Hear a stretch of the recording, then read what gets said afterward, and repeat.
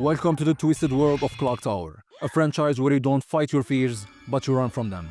Let's explore every game in the series, from its chilling origins to its most haunting moments. Clock Tower: The First Fear is a point-and-click survival horror game where players control Jennifer Simpson, an orphan trapped in a mansion while being stalked by the iconic Scissorman.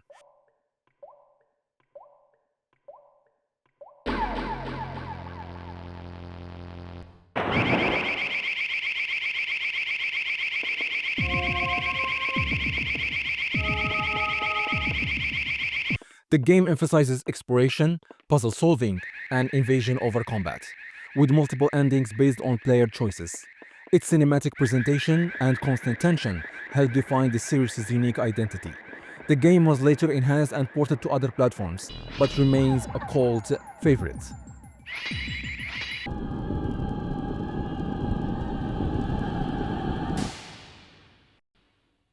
Known in Japan as Clock Tower 2, is a point-and-click survival horror game developed by Human Entertainment for the PlayStation. This time, the game shifts from 2D to 3D environments, adding more depth to exploration and suspense.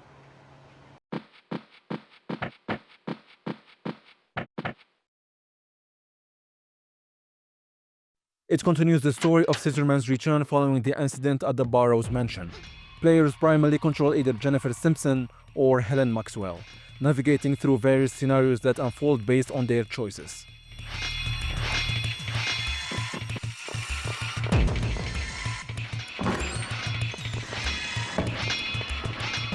The gameplay emphasizes exploration, puzzle solving, and evasion, with the threat of Scissorman looming throughout.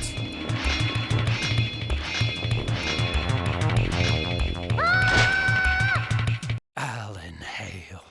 That Maxwell curse is...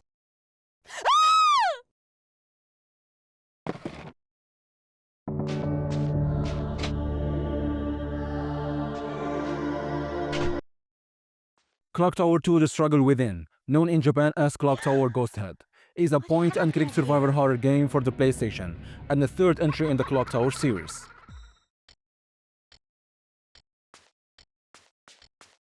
Unlike previous entries, this spin-off is unrelated to the Burroughs family, or Scissorman, and lacks a clock tower entirely. The game is set in Osaka, Japan, but the North American version changed the setting to Salinas, California, and gave characters Western names despite many Japanese elements remaining. There is a fan-rich translation that restores the original Japanese context. Alyssa, you're okay. Who the hell are you? Clock Tower 3 is a survival horror game for the PlayStation 2, and the fourth entry in the Clock Tower series, developed by Capcom and Sunsoft.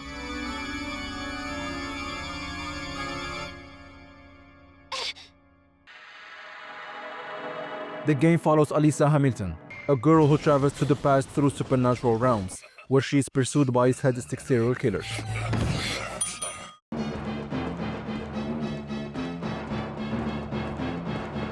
As she uncovers dark family secrets, she also helps bring peace to the souls of the killer's victims. The game features locations like a mansion, ruined city, concert hall, sewers, and a castle with a clock tower. Though loosely connected to the Burroughs family from earlier games, Clock Tower 3 is largely standalone, with no references to previous protagonists like Jennifer Simpson. Much like previous entries, the gameplay focuses on exploration, puzzle solving, and evading killers in tense hide-and-seek scenarios.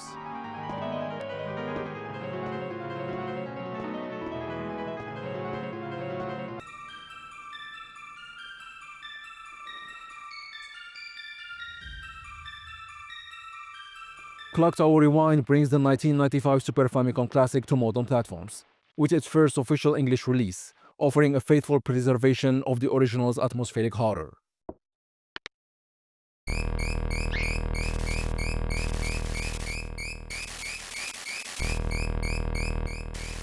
New features like a rewind function and save anywhere capability enhance accessibility without altering the core experience. However, the game retains its original quirks, including clunky controls and obscure puzzles, which may challenge modern players.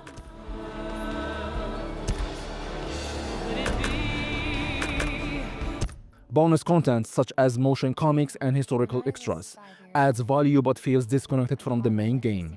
While Clock Tower 1 might not appeal to everyone, it serves as a significant piece of survival horror history for enthusiasts and newcomers interested in the genre's roots. That's where I live now.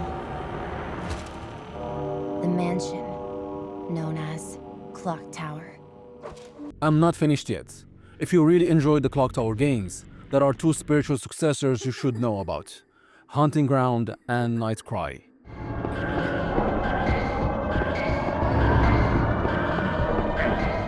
Hunting Ground, made by Capcom after Clock Tower 3, follows Fiona Billy, a young woman trapped in a castle and stalked by killers. It plays a lot like Clock Tower, with hidden mechanics, panic moments, and even features a dog companion named Huey. Some of the same developers worked on both games, and it was rumored to be Clock Tower 4 at one point.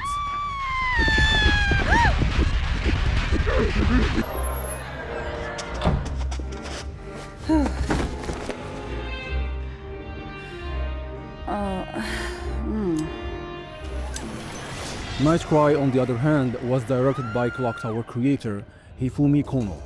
Released in 2016, it returns to the classic formula with a new enemy called the Scissor Walker and a creepy cruise ship setting.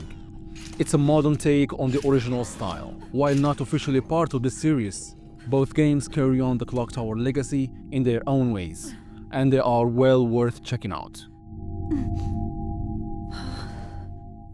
The Clock Tower series may be dormant, but its legacy still echoes in horror games today.